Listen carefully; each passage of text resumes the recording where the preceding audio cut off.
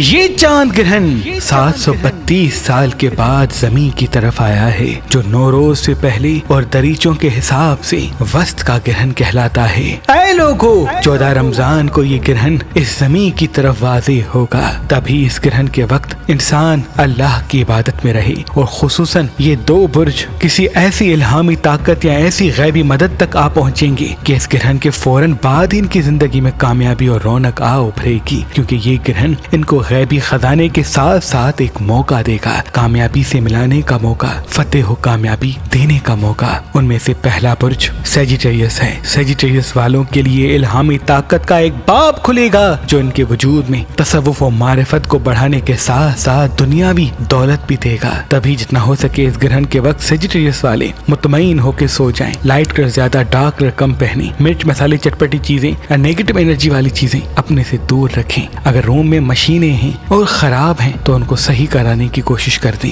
انشاءاللہ فتح و کامیابی ان کے ساتھ ہوگی۔ اور دوسرا برج لیو ہے۔ اے لوگو، لیو والوں کے دن بدلنے یہ گرہن آ چکا ہے۔ اب جیسے ہی یہ گرہن آ ابھرے گا، ان کی زندگی میں ایک اچھا دوست، اچھی کامیابی، روحانیت اور تصوف کے اسباب پیدا ہوں گے۔ تبھی جتنا ہو سکے یہ اپنے کام پہ توجہ دیں اور ایموشنل فیصلوں سے دور رہیں، انشاءاللہ فتح و کامیابی دیر تک ان کے ساتھ ہوگی۔